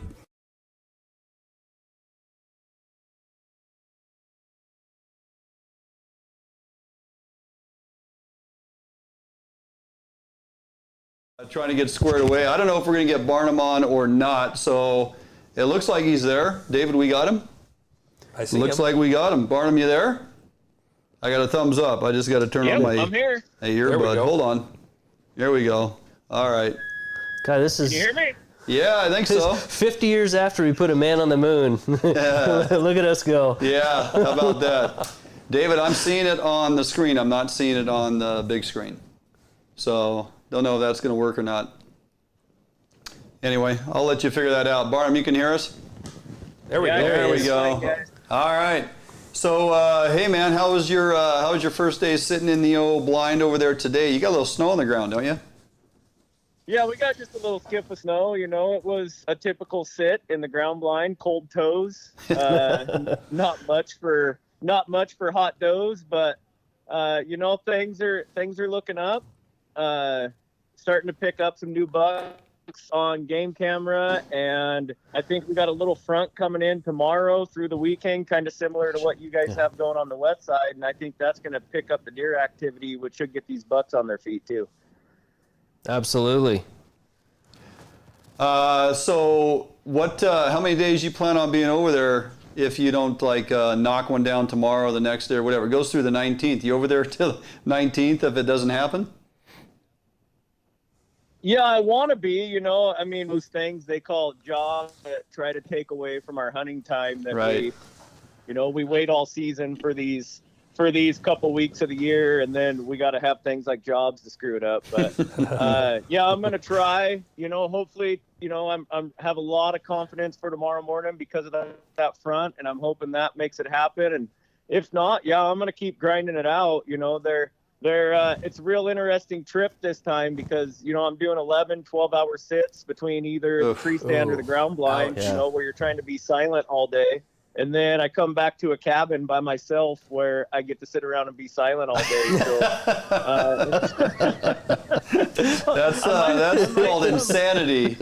Yeah. Yeah, I might come back to the west side a changed man. You know, I've already got the hair and got the beard. I might be a caveman and be speaking my own language. I can see that. That reminds me, I was hunting antelope in Wyoming years ago, and I was 3 days, daylight till dark, in a before pop-up blinds were a thing. We had these plywood blinds, and they would heat up to like 120 degrees, and I'd be in there hunting in basically my underwear. But it's too hot. 3 days, daylight till dark, to finally get a shot at a nice buck antelope, and I thought I was going to go insane. So more power to you out there. It's not for the faint of heart, Barnum. You and I have talked about it several times. You know, the last couple of years, me sitting in my ground blind, and you're in your ground blind over there this year, and I'm a tree stand. Either way, before daylight savings time, it was a 12-hour commitment out here, 13 hours in the tree stand. And now that our time is set back, it's a 10.5-hour day commitment. Tomorrow's going to be, hopefully tomorrow's like a 2-hour day, right? Yeah. Knock that big bugger over. But if the deer don't come in or you don't get your shooter buck to come in, it can be a long, grinding day. You got an extra. I mean, that's just what we have to do. I mean, this is sweet November. This is, you know, whether it's blacktail or mule deer or whitetail, you know, this is our Super Bowl. So, you know, it's easy to, you know, at 10 o'clock in the morning to get bored and tired. But, you know, most of the encounters I've had with big, mature whitetail, and I'm sure it's the same, Tom, with you, with Steve, with Blacktail, is most of those encounters happen middle of the day. Oh, yeah. Yep. You know, between that 10 to 2 o'clock time when most guys have given up and are at home, you know, having a cup of coffee or doing what they're doing, you can't kill those big mature bucks if you're not in the tree or in the stand. Right. Yeah. 11 to 2 is kind of my magic time to see deer movement. And I think, you know, it's real easy, especially when the temperatures get cold or it's windy and rainy and dark. It's really easy to convince yourself to, well, you know, I'm going to get down a little early, but I'm going to come out and I'm going to be all ready for the evening hunt. And you keep talking yourself out of the hunt you're in. And I think that's where a lot of people cut it short. And you got to be in the game all the time if you want to be successful. Yep. Yeah, just pay your dues. Right. You know, Most of your time. Are you, Barnum, you got a couple ground blinds set up over there. Are you sticking to one, or are you going to move back and forth depending on what you got showing up? Yeah, as of right now, you know, I got over here kind of late last night, and I snuck into my other 2 locations and pulled the SD cards on those cameras, and one of them, which had a really good buck on it earlier, is pretty much it's like somebody turned the light switch off. The deer have just almost completely disappeared. So I don't know if some rifle hunters got in there and pushed that area around a little bit and caused the deer to kind of blow out for a few days. And then the other area has a couple smaller bucks on it, but really nothing I want to target. So I'm pretty much hunting my own property probably for most of this trip. Yeah. I kind of broke a little rule of something I was going to try to do today. Today was one of those dead air days that we talk about, Dwayne. Right. And because I had a new mature buck on camera, I decided to push in there and hunt today anyway. And, you know, I got busted by a couple does throughout the day. Mm-hmm. I was kind of regretting my decision to sit, but I think it'll be okay. I don't think I really blew much out. I ended up seeing a dozen or so does and a couple younger bucks. So, I think everything's still going to be okay, and I'm really looking forward to this weather coming so we can get rid of this dead, calm air. Right. It's so hard to get close to a deer in general, let alone it being, you know, a 4.5-year-old buck. Right. So Kelly, I saw you had posted a rattling sequence and in real nice form there. It looked good, sounded good. Are you seeing any activity around rattling or calling right now, or? I stayed pretty quiet today just because of the wind situation I was having. The thermals were pretty much controlling the air movement today, and I felt like my scent was kind of being sucked into the little valley below me, Mm-hmm. and that's where the does kept busting me. And not knowing where these two mature bucks are coming from, I know if they hear rattling, they're going to want to circle downwind, and so I just decided today with that dead air that probably calling was not going to be a good idea because I didn't want to win. Yeah. So I may tomorrow, if there's a little more wind with this front, I may try to hit it up tomorrow. But last weekend we were over. We did probably 7 or 8 different rattling setups and never did call in a buck. But I mean, it felt good. Yeah. Keeps you warm. Yeah. So how are you passing? I felt like I was, you know, being productive and they were good sequences and I was in good areas. They just, you know, they didn't happen. But everything I've kind of looked into on calling, you know, it's if 1 out of 10 sequences works, you're doing a good job. Yeah. Yeah. You got to find that one that's ready to come in. And I remember in Iowa one year, it was hot, it was warm in October, and I'm like, this is crazy, you know, these deer are just going to be lethargic. And I got up into this big wood lot, and I thought, you know, sound will carry good here, so I just start rattling just while I was walking, and I stopped to listen, and I could hear a deer bounding, and I got down, and it was a little forky, but he came in from gosh knows how far out, just coming full speed. Yeah. Right. And he locked up at 30 yards. You just never know. You just don't. Yeah, So. it's crazy. All right, Barnum, we're going to cut you loose. I'm sure you and I will be on our phones tomorrow back and forth, kind of giving each other updates as we sit in our blinds in our tree stand trying to keep entertained on what's going on in the world. So good luck to you, my friend. Hope to see a decent buck on the ground for you by day's end tomorrow. Yeah, I'll be doing my best to keep everybody updated on the Fish Hunt Northwest page, and then also over on my Instagram, I'll be doing some Instagram stories and stuff over there. So it's a little easier to do that stuff, but you won't get too much of the tree stand or ground blind interviews like you see all the pros doing because I'm pretty psycho about keeping things quiet. Yeah, me too. That's why I'm not on there doing a lot of talking. You might catch me cooking, you know, Canadian bacon on my heater, but that's for a different day. Anyway, all right, buddy. Good luck to you, and I'll chat at you tomorrow at some point, I'm sure. Yeah, good luck, buddy. See ya. Right. Good luck, Kelly. All right, talk to you guys later. All right. Yep. All right, that's going to do it for the Barnum. He's out in the, hopefully he gets one of those. He's got 2 real nice ones. Big branchers in there. Yeah, he's got a nice 10-pointer that came in. Yeah. So we'll see how he does. We'll keep in contact with him. And follow he and I on our Facebook page as our next 2 or 3 days progress on our prospective hunts. It'd be real nice if I can knock down that nice big blacktail and he gets a decent whitetail, and then we can come back together and talk about it. So good stuff going on here at Fish Hunt Northwest. All right, going to jump out for a quick break. We come back. We're going to get a little caught up here. Tom, a number of things going on in your division through WDFW. A lot of activities and opportunities folks do have opportunity to take advantage of versus all these shutdowns in fishing. We're going to kind of run down a list of options and things that folks can, you know, get on your calendar and plan to do, because a lot of it's really good stuff and it puts bounty in your freezer. And at the end of the day, if we can go out and have a good time and put some food in the fridge, that's what it's all about. So don't go anywhere. We'll be back here with Tom Ryle, Steve Kramer, and talking about more things to do in the great outdoors here in the Pacific Northwest, right here on Fish Hunt Northwest. Tim Park says he sat in his elk stand once.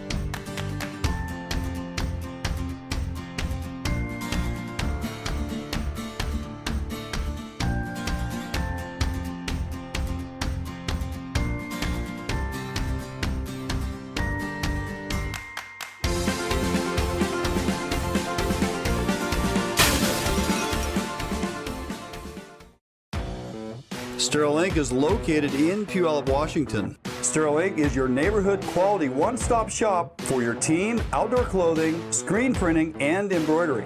At Sterl Inc., we are passionate about the outdoors and our environment. We only use environmentally safe products. If you fish, chances are you're getting a discount. At Sterl Inc., we take pride in working with the customer to get you exactly what you need. Let us help you with all your screen printing and embroidery needs at sterlinkprints.com.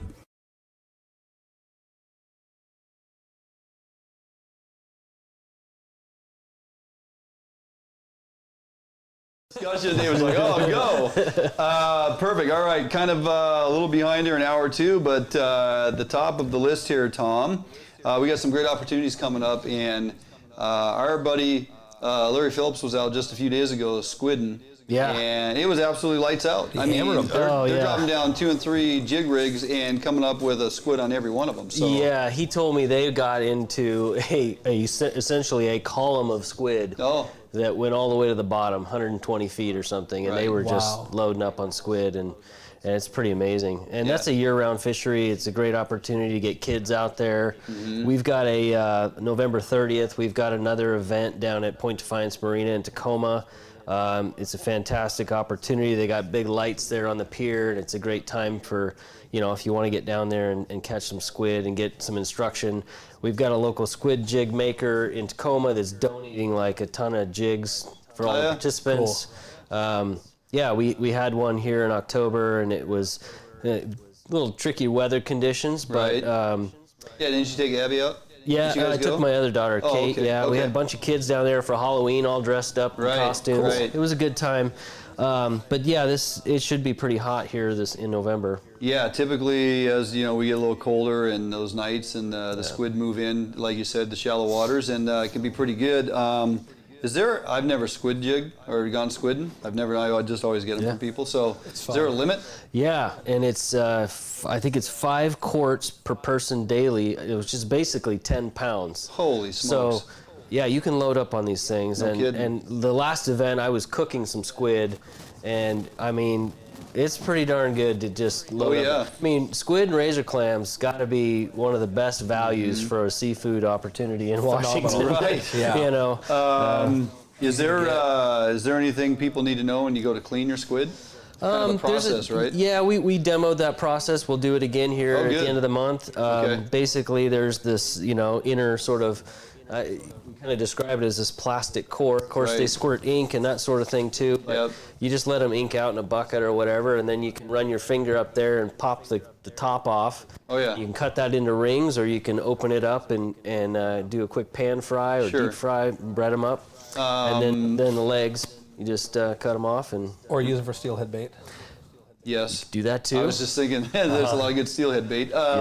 Is there a squid cleaning how-to video on the WDFW website? Do you know of? I am not aware if there is one there or not. YouTube does. I've seen some YouTube does. There's people that do it. Yeah. So didn't know if you guys had one uploaded yet or not. Yeah, I haven't been through our media library. We have got some great how-to videos up there for razor clam and other things. Right. And Danny Garrett out there in Eastern Washington does an amazing job on walleye videos and channel cat videos and different things. So I encourage people to go check out our YouTube channel and look. When it comes to the jigs, JR is asking what colors, do you have any particular color you think they favor? Yeah, so good question. Short answer is I think pinks tend to be what's popular, and some blues. Oh. And again, they're kind of UV or glow, or you can charge these things with a LED light before you get them down in there. That helps. I talked to some real avid jig fishermen down at Sportco one day, and they were kind of all over the board with what their favorites were. I think it's like anything else. People kind of have their favorites. But pink and some of the blue colors, I think, were popular. They're not real expensive. Buy a handful of them. Try a color. If it doesn't work, put a different color on. Yeah, and I found out this whole underground world of making squid jigs is kind of easy to get into, and you can buy all the parts. Is that right? Yeah, Sportco sells all the parts. I think you can get them online and other places, and you can build your own at home. Just like tying jigs or anything else. It's a great way to pass the time in the winter. Cool. Razor clam's still going on. Got some conducive tides and some evening opportunity, and there may be only 5 million left versus the 5.3 initially because we've had a couple digs now. So it's just literally Dan Ayers out there, Region 6. He's been managing our coastal shellfish for a long time, and has a passion for it. And he said this is the best season on record, and he's been doing this a long time. So we had a dig tonight at 7:41 low tide. We got digs tomorrow, Saturday, Sunday. I would prefer to deer hunt than dig clams for 3 days, but well, because the clam digs are going to continue well into next year through the end of winter. I mean, we've got a ton of tentative digs for the latter part of November, which get back into some late afternoon low tides that then creep back up into the night digs again, and then December's chock full of digs. Yeah, just amazing. And then another spring season. Bring your surf perch rod.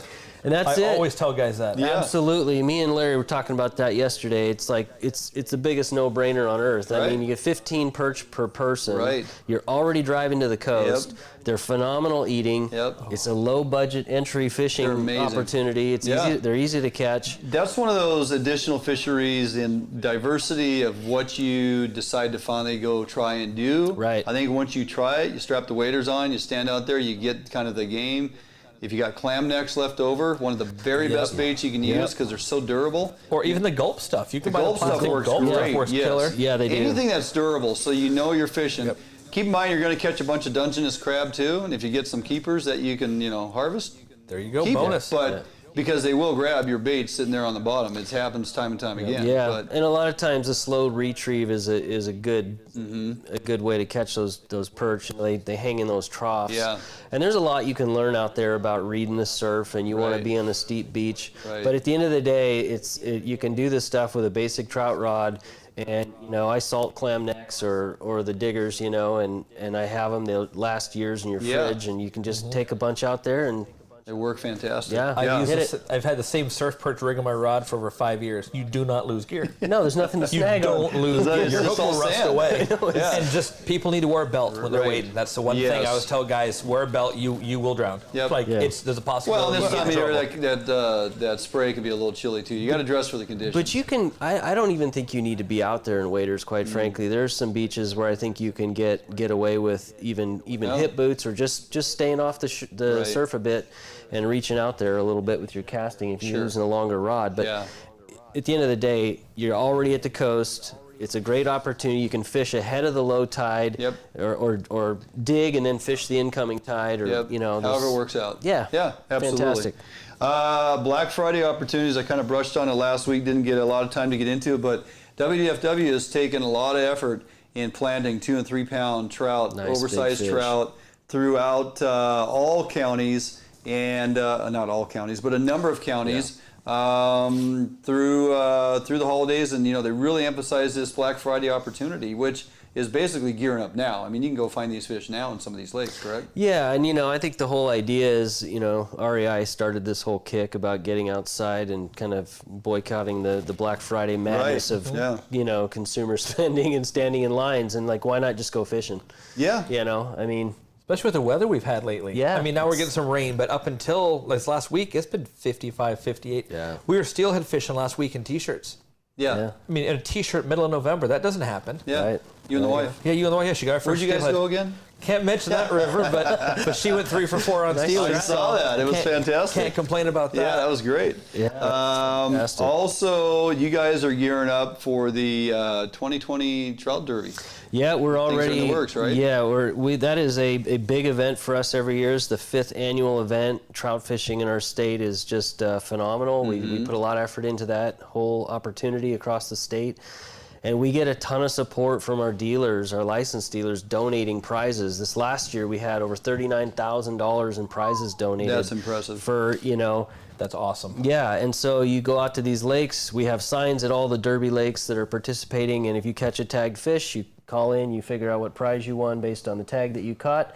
And it's awesome. It's really fun. I'm just coming up on a year with the agency, so I jumped in about this time last year. Yeah, you did. Yep. And getting ramped up on the Derby and how that whole thing works, and having seen a whole cycle now and going all the way, so it starts in April, end of April, goes through October 31st. Yep. So you have a lot of opportunity to catch these fish all over the state, and it's a great opportunity. You guys really want to blow up trout fishing here in Washington State. We need to pick about 15 lakes and start dumping triploids in those bad boys. Get some big quality. Fatty east side triploids. Let's go. What you need. I mean, if we're gonna be subjected to, and I think it's coming, I think we're going to have very lack of opportunity in a lot of our anadromous fisheries. I think we'll see what seasons are left will be primarily for the salt, because there's so much money in persons with boats and marinas, and just the big money's in the salt. Everybody can agree on that. Yeah. I think we're going to have to take a back seat here on some of these terminal fisheries. I honestly do. As we move forward, I think the state is going to have to look at alternative methods to generate license sales. And if you're taking a number of these lakes on the west side and start planting them with 2 to 6 pound triploid rainbows, you're going to have fisheries people are going to go do. They already got the boats. Yeah. And you need opportunities, too, for the bank guys, the guys that don't have a boat, that bank fish to Satsop, for example, and then that shuts down. What are you going to do for bank access? Take lakes like Middle Sylvania that has massive shore access, load it up with just donger triploids. Yeah. So everybody's bringing home fish. Wouldn't that be great? To make it a fish factory. So kids need to catch fish. You can't take a kid out and take him steelhead fishing for his first time. Right. Yep. They're going to get bored. You want to sell a license, you expand on our kokanee programs even more, and you start planting triploids in these lakes. Give them some trout that are well worth going after, and on the table or in the smoker, they are absolutely fantastic.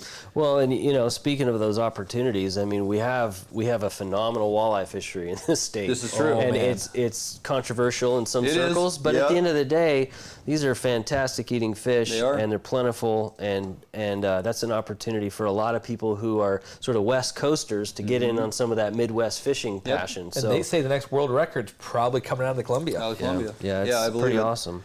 Well, anything else on the top of your list? Well, we're in the middle of Razor Clam Face-Off. Oh, that's right. So we got a showdown on the beaches. Team shovel? Or team clam gun? So I just got these in today. Oh, there you go. You got to pick a team, right? Yeah. So you're either on Team Clam Shovel or you're on Team Clam Gun. And if you want to show your support, we've got these window decals, so you Can rep your team. Oh, did you really get them? Yeah. Have you guys had many pictures posted up the WDFW site? I haven't. Oh, looked. yeah. I haven't looked in a few weeks. So it's picking It's up happening? steam, and the hashtags are catching on. I think some of the older folks don't know what the heck a hashtag is, but they got kids. They can get them out there. Pound sign, Grandma. Pound sign. Right. So the face-off is continuing. I think it's just it's something we want to do to create a just kind of a friendly competition between the two methods of digging, and yeah, it's going well. It's a great. Who's in the lead right now? You know? You know, I don't know right now. But by the numbers, you got more people out there with a clam gun than a shovel. Yeah. So we'll see. Triploids and more kokanee. Shovel all day. Team clam gun. So it's it's going back and forth. Shovel all day. That's right. That's Justin Martin. Well, that's right, Justin. He just called me on the way here. Yeah, I'm sure he did. I'm surprised he hasn't called me while I'm doing the show. He usually does. He's like, oh, it's Thursday. He scored some whitetail ribs tonight from his father-in-law. Well, there you go. He's going to slap him on the Traeger and smoke up some. Perfect. So my buck last year, I took all the rib, I cut the rib cages out, and I'm doing the same thing. I'm gonna Traeger those bad boys up Get some ribs going. Yeah. Well, awesome, man. See, there is a lot of opportunity out there, whether you're talking squid, clam opportunity. There's some crab and stuff going on, but we won't get into that tonight because we don't have enough time. We got, there are fisheries still open. It's not all doom and gloom, not yet. And if you're a hunter, we haven't even talked about waterfowl. Yeah, we got duck and goose. God, we got this weather coming in right now too. I know. Yep. So our whole thing. There's quite a bit of things to do. All right, we need to jump out for a quick break. We come back. For those that are still finding your way to the river and want to go and have a good time battling chum. Now, keep in mind the regulations are pretty straightforward. Once we drop to this one fish limit, you retain an adult fish, you're done fishing. It doesn't matter if it's chum or coho. That's not to say that, especially with fishing jigs for chum, because you hook so many of them in the upper palate and through the snout, they're easy to release. And chum are basically one of the toughest fish swimming. They're durable. Oh, man. So like you can beat up on chum pretty much all day long, and you're not going to be detrimental to the return. I mean, it's they're pretty durable fish. If you want to go have some fun, if you want to get the kids out, if you want to get the spouse out who hasn't caught a salmon before, if you want to just have a really good time with buddies, you go after the chum using jigs and some shrimp, and I'm going to show you how to do all that. Talk about make sure you don't show up undergunned because you will break gear. I'm going to walk you through what I like to do when I decide to spend a day or two pursuing chum. We come back right here on FHM.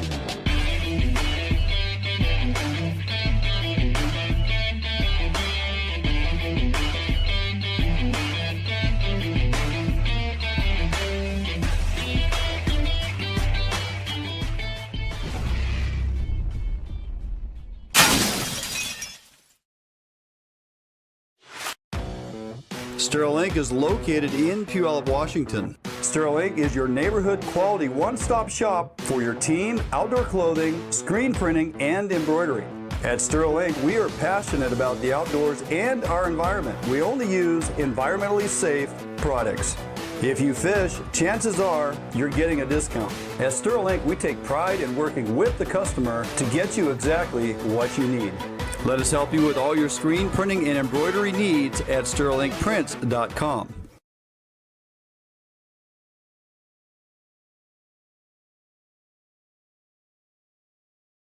Hey, welcome back to Fish Hunt Northwest. We're here in the bait lab. We're going to talk a little bit about rigging up so you can be successful when you're pursuing chum. Now, a lot of folks would argue the fact to say that, chum isn't the best table fare. I'd have to agree when it comes to talking about which salmon typically are best for table fare. But, they do have substantial amount of oils in them. They do actually smoke up pretty well. But as far as having a day on the water and fighting fish until your arms get tired, there's a number of ways you can go after them. In a drift boat or in a sled, either or, sitting on anchor or moving down river, putting plugs out wrapped with sardine or tuna, something like that, is a definite go-to because it's just so doggone effective. These chum are very aggressive, and you rattle a plug in front of their face, they're going to strike it. If you're moving downriver and getting out bank fishing, or you're just actually walking the bank fishing, bobber and jig method for chum absolutely works fantastic. There's certain colors that they really respond to over the years. I've basically fine-tuned my arsenal to just select those colors because I know under certain water conditions it's going to flat out produce time and time again. So let's break it down from the start. This is basically one of my older, heavier rods. It's a 10.5 foot, 10 to 20 pound. It's the old Vetter Lama glass rod. Love this rod. Use it pretty much exclusively for two things: bobber and egg fishing for Chinook, and or if I decide to go bobber and jig fishing for chum. I don't recommend using an 8 to 12 pound rod, an 8 to 17 pound rod, a 6 to 15 steelhead rod. You're asking for trouble. You can do it, but I tell you, if you're out here on the coast and you get into some of those bigger Chinook in that 20 pound class, which does happen, you're going to have a fight on your hands. And if you're not planning on keeping a lot of these fish, you don't want to have a half an hour fight on your hands. You want to get those fish in relatively quick, release them unharmed so they can go do their thing. So 10.5 foot, 10 to 20 pound rod is going to get it done. Again, the length of the rod, especially if you're bank fishing, where we're float fishing, because we are trying to keep our line for the most part off the water. I got a heavier duty reel on here. This has at least a 22 pound to 25 pound drag. All of this is conducive to being very effective for catching chum. I have probably 50 pound braid on here, which if you've heard me talk before, on my bigger level wines, I like to put that 50 pound braid. Not that I need the tensile strength of 50 pounds, more so that the line doesn't get buried down into the spool if I do get hung up or I have to pull real tight against the line. Thinner line on baitcaster or level wine style reels, once you hang up and pull that tight, it's going to find its way down inside that spool, and it makes it really tough to get out of there. So a little bigger diameter, it floats on the top of the water really well. You're going to be happy with a large diameter. Onto that I tie, now we're talking chum, so I'm actually putting on a 25 pound top shot of, for me it's Ultra Green by Maxima. It's a very durable line. It's going to get the job done. Use a good solid knot. I run about 12 to 18 feet of monofilament top shot, just because throughout the day as you trim and change gear and work your way up that line, you're going to still have plenty of line left to fish your presentation vertically and not run out of top shot and always have to retie it. So I go 2 to 3 arm lengths is going to be 12 to 18 feet. That's going to get it done. So my float is going to slide up and down on my monofilament. You guys have seen me talk about bobber fishing before. Anytime it's a vertical presentation, I'm fishing a top shot, and my bobber stop, my Bomac bobber stop, these little egg stoppers, these rubber ones, grab really well on monofilament. So that is why I place these on my top shot. You just simply slide it on the line, and depending on the depth of your water is how you're going to set the depth for your float. So if I slide it down towards the presentation, it makes it a shallower, or you're fishing not as deep. And if I run it up towards the rod, that's going to deepen my presentation overall. So you can adjust that little tiny stopper, which is everything, your indicator and your float that I'll get into here, stops against, and that's the depth you're going to fish. So what do I mean by indicator? For me, when I'm fishing vertical especially, or even when I'm bobber dogging, I place on top of my float, I'll use a cheater, like a size 12 cheater of a different color than my bobber, so that from the shoreline or out of the boat,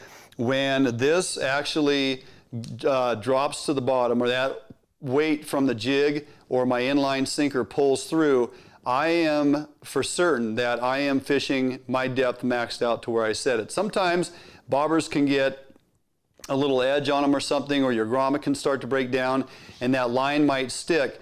And if I don't have an indicator on here, I may not actually be fishing as deep as I had planned to, and I won't even recognize that because my float will actually be vertical and the line will just be laying down, and I'm not going to see that little stopper from back on the shoreline. So if that is laying in the water, that tells me that my depth is not maxed out. Anytime I'm fishing, I want to make sure that that indicator is straight up and down on top of my float, okay? So now I know I've achieved depth, and I can adjust that to whichever depth I need depending on the depth of the water.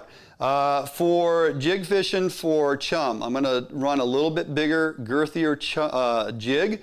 I want a stout 1/0 or a stout 2/0 hook, and that's either going to be a 1/4 ounce jig or even a 3/8 ounce jig. I don't necessarily need to go to a 1/2 ounce jig. That's pretty heavy. I like to use those if I'm twitching for coho and chum, but for fishing vertical jigs, I'm going to go ahead and scale that down to most of the time a 1/4 ounce with a stout 1/0 or 2/0 hook. So with that, I'm not running my 1 ounce float. I'm going to scale that down to a 3/4 ounce float, and underneath that I'm going to run a 5/8 inline sinker. This is again just one of our Bomax sinkers. And something else I like to do, and you guys have heard me say this before, I like to put that little stopper bead or that rubber stop under or below the sinker, and I butt that right against the swivel on the weight. That is because if this knot was to break, in other words, if it breaks at the top shot and doesn't break at the leader, I lose the weight, I lose the jig, I don't lose the float, because that little stopper is going to keep the bead and the float from actually exiting the line. So that's why you put that little extra one right above your swivel. So that one goes tight there, and I didn't mention it before, but I kind of did. The float is going to stop against a stopper bead. Put like a 6mm bead below your float, then your stopper knot, and then your inline dual swivel on your vertical weight. Again, 3/4 ounce float, 5/8 inline sinker to a 1/4 ounce jig. And here's the colors, okay? Predominantly, you're talking purples, pinks, blacks, cerise. And as you look at this jig color, tied, of course, by Jingling Jigs. He's got a little Flashaboo in there, little crystal flash. Really nice combination of purples, cerise, black, pink head. That's a chum getter every single day in water with clarity of 3 feet or more. We can get down to a little smaller scale if we want. Still got a 1/4 ounce jig head. I got some rabbit fur on here, but the pink, rabbit fur, and black underlie combinations. Here is a 3/8 ounce jig head with a little bit of pink. Again, pink rabbit fur, some white. All these with the pinks and the purples and the blacks and the contrasting colors, all these are going to work really well. Now you can do yourself a favor. You can fish jigs all day long for chum and you're going to have pretty good success. But one thing that I definitely like to do is tip your jig with a little something that's definitely going to get their attention. Okay, so once this is wetted down and you can get access to that hook, it's pretty simple. I like to buy the small or the extra small, raw, peeled, tail off, ready to cook raw shrimp. Okay, these are your tiger prawn. Get them in all your grocery stores. I actually just bought a bag yesterday of the extra small, which is a 100 to 150 count or 100 to 125 count it might be. It was under 10 bucks, and it's 2 pounds of shrimp, which is going to last you probably through your entire steelhead season as well, because this jig tipping method for chum also carries over, albeit on a smaller scale, but it works very well for steelhead as well on your jig. So look for your raw, small, or extra small shrimp. You can get the cooked ones, they're a little tougher, but I think these uncooked ones just have a much better natural scent to them, and I think the fish actually respond to them a lot better. So that's all we're talking about. It's got a natural presentation to it. It's just raw meat. It's actually durable just as it is, but there's a couple things I like to do when I get these ready for fishing the night before. I got a couple different products here. I got Pautzke's Fire in the pink, which adds a nice little color, and you don't want to use a whole lot of it. You're just barely dusting these things. Other than that, it's basically salt. If you can't find non-iodized sea salt, don't worry about it. Typical or just plain non-iodized salt is going to do just fine, okay? And all we're doing is we're taking these shrimp in here, and I'm just going to sprinkle a little bit of this salt on here. And really overnight, all it's going to do is toughen these shrimp up. We just stir those around a little bit, and it doesn't matter how big your container is. I don't have an exact measurement for you. I just want to put a little bit of salt on there. Now it's going to draw some water out of these shrimp. You're going to have a little bit of liquid laying in there. You can drain that off or you can leave it. It really doesn't matter. But over the course of an evening, these shrimp will actually toughen up quite well, and they'll fish very well for you. If you have a little bit of dirtier water, or you just want to fish something with a little bit of color, a little bit more UV than the natural UV that these shrimp actually put off, you can simply take some of this pink Fire. This is just a non-sulfite based steelhead egg cure that we make at Pautzke's, and it works very well on shrimp and eggs and all kinds of things.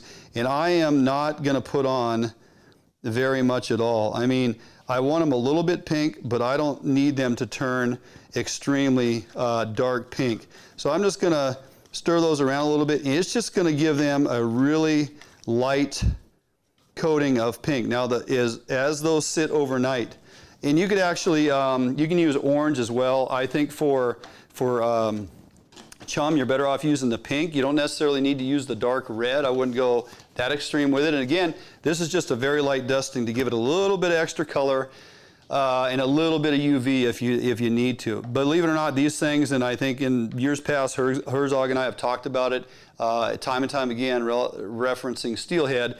These little shrimp actually have a natural kind of UV in them. When you put them in the water, clear water, sun's hitting them, they kind of have a natural glow to them, which is pretty impressive. So you can fish them raw with a little salt. You can add a little bit of color. But even at this size, this small size of shrimp that we have here is not the size of shrimp that I'm going to want to put on my jig, because it's going to make that jig kind of hang weird, okay? So I can do a couple things. I can cut a small chunk off like this here, and then I can put that on the jig, and that works pretty well. And it's nothing fancy. We're just going to pull that back, and I'm just going to thread that on, and I got that little piece of meat hanging on there. Jig will still perform as it's supposed to, and works pretty well. That is one way to do it. Another way to do it, if I can get that out of the marabou, is I can take one of these, and we can cut it lengthwise, okay? And I'll cut it just lengthwise down the middle and make a nice little thin fillet, and I can double that over and I can stick that on the hook, and that also works very well. More times than not, I'm just going to chunk them. Sometimes I like to have a little longer piece kind of hanging out the back as that tail hangs out. Kind of gives it a little bit more action on there. Either way is going to work just fine. You can cut a chunk off, basically cut these smaller ones right in half, or you can cut down the lateral line and separate that fillet and hang that longer piece off the back, and it's a little less weight on it as well. Yeah, for the most part, you get your jig hanging the way it should. If it seems to hang down a little bit too much, you can move your knot and try to get it to be a little more vertical. But you know what? At the end of the day, they're chum, they're aggressive, they like the colors you're giving them. As soon as they smell that shrimp, they're probably more than excited about the free offering, and they're going to grab it. All right, we're going to jump out for a quick break. Hopefully that helps you out a little bit if you have the opportunity to get out there and get some chum over the next few weeks, barring any closures, but give it a go if you have time. We'll jump out for a quick break. We come back, we'll be back in studio with the guys to finish out the show.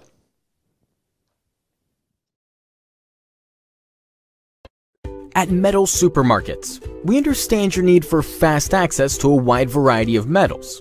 So we've made it easy. Our network of stores carries a wide variety of metal in all different types, shapes, sizes, and grades, with no required minimum order size.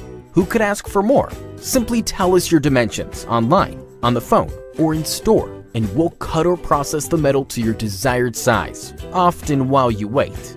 We offer same-day service and can deliver the metal right to your door or job site. We even source hard-to-find metals, so no matter what you're looking for, Metal Supermarkets can provide it for you. And we're conveniently located with brick-and-mortar stores in Seattle and Portland, so you can check out our extensive stock for yourself. Superior customer service is guaranteed. Quality service from real people who know metal. We are the small quantity metal experts. To place an order, simply call a store to talk to one of our knowledgeable customer service representatives. Fill out a quote request online, order off of our e-commerce website, or visit one of our many locations and pick out the metal you want. Whether you're a small or large business, government, homeowner, or hobbyist, we make it easy for you to buy the exact metal and just the amount you need. We've been doing this for over 30 years, so we know how to get it done. Metal Supermarkets, the convenience stores for metal. Visit or call a Metal Supermarket store near you today.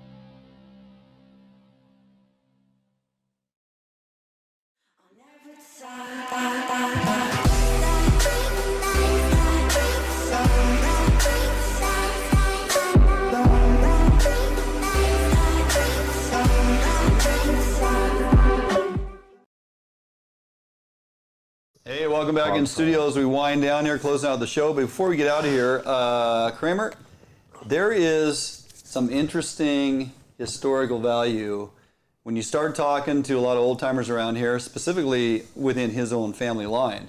Blacktail, Western Washington, let's draw it down even tighter. Thurston County, 1920s.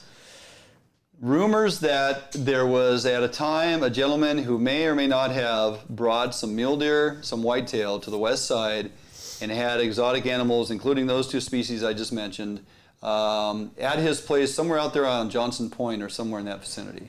Yeah, so I'd heard about it for years from numerous old timers and relatives of mine. I just started digging into it more this week after we talked about it a couple weeks ago on the show. And what I'm finding out, speaking with Don Roy, longtime resident, 83-year-old, used to own Don's Easy Stop here in Olympia, avid hunter, informed me about a gentleman named Ponson who used to own a lot of property at the end of Johnson's Point.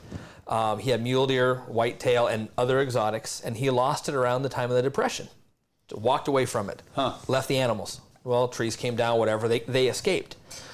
Well, in the 30s and 40s, there was a tavern out in Lacey that had a big buck competition. Almost every year, my grandpa and his brothers had told me about it when I was a kid growing up often. And these bucks would be blacktails that would be hanging weight at 300 plus pounds. Holy cow. That's not a blacktail. That's not a pure blacktail. It's just not. No. And they look like those bench legs, short, stubby legs, great big bodies, very disproportionate, always in that Hug'em Bay area. So after talking to Don Roy, because I knew he told me some stories when I was a kid about it, Army kid he knew, 1968, driving the old highway pre-I-5 heading north, drove across Nisqually Bridge, lever action 30-30, shot a massive whitetail. It made the Olympian. Blatant whitetail, big whitetail, circles around the eyes, what whitetail year? frame. 68. 68. He said 68 or 69. He thought 68, but it's in the Olympian. I went and looked today through some microfilm down at the library, couldn't find it. Was talking to my dad about it 2 days ago, and he told me about a friend of his in 72 that had shot a giant whitetail. Rumor has it the guy might have shined it. We don't know. Regardless, it made the Olympian, and they were talking about another whitetail harvested in Thurston County. There's a guy in here, Andrew Sanford, said that his grandpa shot a whitetail they released by the Centralia mine in the 70s. Interesting. I haven't heard those yet. I'm not saying they did. I haven't heard that. I've only heard this Thurston County reference. Right. But I know people have seen them firsthand. That a gentleman who used to run the fly shop at Cabela's lives at Johnson's Point. He lived out there for years. Oh, yeah. He keeps seeing bucks with whitetail genetics popping up, whitetail horns. I knew a family that found one on their field by the Giles Blueberry Farm on Gull Harbor Road. I saw the rack. It was 10-inch tall spiraled eye guards. Very big whitetail frame. Had been hit by a car and crawled out in the field and died in his hayfield. And that was 1,000% a whitetail. That's not a blacktail rack. They don't get big eye guards. They just don't. Yeah. You know. Right. Be interesting to do some kind of genetic testing on an animal like that, because we have Colombian whitetails down south. Yeah. Oregon's got a sizable population of them too. I don't know what their range is, but if you're talking about animals that were literally brought in that long ago, and that DNA strain is somehow popping up here and there, or that's interesting. And again, I'm no biologist. I have no idea, but I have enough people I know that aren't related and all over the place to have the same stories. And there's got to be some pictures out there of some of I'm these. going to go find them. I'll send them to you once I get them, because I'm going to keep plugging away. That's a lot of microfilm to go over. My eyeballs are killing me today. But I'd be curious as, even today, modern day, if somebody shoots a blacktail that's, close to tipping the scales at 300, if you're to do genetic testing or blood draws on that thing, of what you would find. I rolled one, head off, hide off, legs cut off at the knees, was 196. No kidding. So I wasn't going to weigh it because I didn't care. Sure. My taxidermist said, you got to weigh that. Grandpa said, you got to weigh it. Dad said, you got to weigh it. I'm like, oh, fine, I'll weigh a deer. I did not believe the scale. So we got another scale, brought it out, and it was 194 on that scale. Almost 200 pounds. So, that's amazing. No head, no hide, no guts, no legs. That's I don't know. deer. That's close to 3 hoof weight, probably. Wouldn't you think? Probably a little. 275 hoof weight. Yeah, probably. What was that big mule deer you got? Your first buck, right? That thing's a toad. I should show you the body on that thing. Did you weigh it? No, he was just massive all the way. That's a massive old deer, though. The mount doesn't do it justice, because the neck was about 2 times that size. Yeah, right? I've seen some big mule deer, especially in Colorado. Yeah. I mean, and what's interesting, he was short and stubby, but just girthy, just thick all the way down short legs. We hunt the Alberta border up in Montana, and some of these bucks we get, they have fat like a black bear, and they're just built. I mean, they look like a yearling cow elk. It's unbelievable, these bodies. Oh yeah, and the whitetail. Well, there's further north you get, the bigger the body. But I've hunted northern Alberta for whitetails and seen a lot of bucks up there taken, and they make some big whitetails up there. Oh man. Yeah. Interesting stuff. I want to kind of keep digging into this and see what the history is. I'm going to dig into it too. Find out what you can. I'll get you some pictures. Give me a week or two. I'm going to keep pounding the references. It's really 68 or 69 and 71 or 72. October, November was in the Olympian. So those 2 different bucks. I'm going to find them. If I'm not successful, which I will be. You will be. I'll be successful the next day or two. For those that are not, and they're holding on to their tag and want to extend their season time, you guys, I think, still have some multi-season options to purchase, don't you? Yeah, we do. We've got so if you apply for a multi-season tag, I'm talking about deer here. If you apply and you did not draw, you can upgrade that tag, your general season tag, at any time during the season, the fall, for a multi-season tag. So you basically go to a licensed dealer and turn in your tag. So say if you're a rifle hunter and you put in for multi-season and didn't draw, at the end of this 4-day late season, if you want to, you can go back, turn in your tag, spend the $139.10 for multi-season, and then you can hunt archery. Granted, you got to switch back to archery and hunt the late archery season from, I think it's November 27th to in some units it goes to the 15th. The 15th or the 31st. Of or December. You can also travel. You got that window of opportunity the 27th, day before Thanksgiving, to December 9th. To go over on the east side and get a Mule Deer or White-Tail. Right, so it's a statewide tag. So it's actually, you know, I mean, it's a way to extend your season. Right. As we're getting into the fourth quarter of the fall and hunting, if you don't fill that tag and you did put in for multi-season, you do have that upgrade opportunity. Did you say 207? 203. 203 tags, Andrew, still left.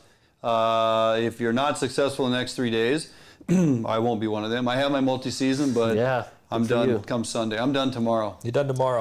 10:15 tomorrow. 10:15. 10:15. Let's see how close I am. Write that down. David, write that down. 10:15 tomorrow. That's it. You gonna tip over, as Steve would say? Yeah, you got to tip big 3x3. All right. As we wind down the show here, hey, I got to remind you guys of a few things going on. One, I had posted up last week after Jared Cady was in here and left us with a bunch of really nice steelhead jigs and a bunch of twitching jigs. Put together a little prize pack, excuse me, a FHN hat, color of your choice, a handful of steelhead jigs, a few of his twitching jigs, some Get 'em Dry decals, some Fish Hunt Northwest decals. Picture and all the information is posted on our Facebook page. Scroll down and find it. It's a photo contest. Put up a picture of whatever it is you've harvested in October, November. Fish, fowl, game, doesn't matter. Post your pictures. Like our page. You must have liked our page or follow our page to qualify. You also go to our YouTube channel, hit subscribe, and then get your friends to come like your photo. The photo with the most likes is going to win. The qualifiers are you have to like our page and subscribe to our YouTube channel, and it would be to your benefit to also get your friends following you over to our page to subscribe to our YouTube channel. You do all that, the photo with the most likes is going to win that little prize pack. We're going to put a couple of those together as we get through the holidays and whatnot. Might start dropping in some shirts and stuff in there. Yeah, Shane, I said shirts. So we're going to do some definite giveaways because people do like free swag. Go to our Facebook page, scroll down until you find the contest time post. It has the hat and all the jigs and everything, and you guys don't qualify, so don't even try. Man. All right. Huh? Man. I know. I love the steelhead jigs. Yeah, because you don't have enough of those. Also, want to let everybody know that we just finalized plans. So we have tonight's show, we're wrapping up. We are here next Thursday, the 21st. We are taking Thanksgiving off because they would not move Thanksgiving. It's on a Thursday. So I'm like, okay, we're out. Thanksgiving can stay. The show after that will be December 5th. That just happens to be members night down at Sportco. So they've asked us to come down and do our show live because it's a Thursday night, December 5th. Thought it would be a good fit for us to do our show live at members night down at Sportco. We're going to tie in with Sportco, set up our portable studio. Santa's going to be there. They're going to have hot cider and ginger snips. As something like that. Santa's Santa? going to be there? Santa's going to be there. That sounds loud. I do too. Yeah. I want a big bucks for Christmas, Santa. It's loud. Yeah. We're gonna have a lot of stuff going on down there. A lot of reps will be there with the prospective companies that work through Sportco. We will have a full-on show. We're gonna have interviews. We're gonna have special guests. We're gonna have a person sitting there to discuss all that is fishing and hunting and Christmas. We're gonna help Sportco with their raffle. They give away a lot of they give away a lot of prizes and whatnot that evening. Throughout the course of the evening, you have to be present to win. So instead of them, man, I forgot my water. I'm dying here. Instead of them doing it over the PA system, we'll just simply do those raffles and give those prizes away at commercial break. So come down there if you're a Sportco member or not. You can purchase membership that evening, I guess. Show up, enjoy the festivities. We'll do our show live, be part of the live studio audience, win some prizes, and just have a really fun evening hanging out. Then, that's December 5th. On December 7th, back down at Sportco, myself, Joe Princeton, and Brandon from B&R Tackle. We have been asked to come down, put together a steelhead seminar nice and early in December, get you ready as steelhead season kicks off. Should be a good day, fun day, learning a lot of insightful information. I think Joey is covering fishing WFO worms. Brandon, of course, is going to talk about BNR soft beads and fishing beads in general. And they've asked me to cover a wide variety of different methods and techniques on fishing bait for steelhead. Kind of a lost art, but it still has a time and place. And me being a bait thug and having a master's degree in bait thuggery, I tend to come back to the bait from time to time. So I will cover definitely some bobber dogging techniques, dual rigs, how to tie that in with bait and soft plastics and whatnot. It's going to be a great seminar. We'll also be down there representing FHN, selling shirts, hoodies, hats, whatever we have. We're going to make that happen both at members night and at the seminar. So lots of stuff going on. Hope to see you guys down there on December 5th and December 7th at the seminar. And of course, before we get there, we do have a show next week. And I'm pretty sure Barnum's back next week because hunting is closed for late season. Yeah. It'll be the 21st. So anyway, any last words, any final thoughts? Anything you got going on? God, no, this has been great. Yeah, I just want to wish everyone luck here in the last 3 days of rifle season for deer.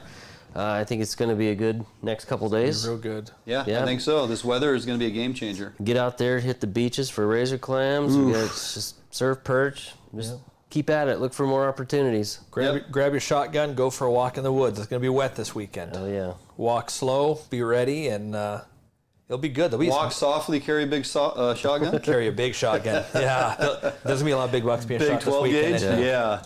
Load that thing with some double aught. All right, that's going to do it for us. Thanks, guys, so much for joining me tonight. Thank you. Had you not stopped by here, I would have been solo, just me and David, just kind of working our way through the show, or I might have had to have Barnum on retainer via the video from Newport the whole time. That would have been complex and difficult. So he's looking a little sketchy too. Yeah, he's kind of Captain Caveman-esque at this point. A little survival-esque. Yeah, I think he's pretty sure he can start pulling implements out of his beard. Underground bunker he's building over there. Yeah, he's looking a little dicey. So get him home soon. get him cleaned up and back into society, right? Yeah, there you go. We'll do that for sure. All right, be sure to join us next Thursday right here, 7 p.m. Either follow us on Facebook or our YouTube channel. And during the week, make sure you check in with us on our Facebook page. Stay caught up on all the information we're providing for you out there. And jump onto our swag photo album. Look at all the things, all the wares, different options you have. Christmas is coming. Time to start buying those gifts, whether it's all our various decals, hats, hoodies, long sleeves, short sleeve tees, variety of colors, fish patterns, hunt patterns. I think I mentioned it all. So we're good to go. Get on there, buy some swag. We'll see you next Thursday. Have a great week.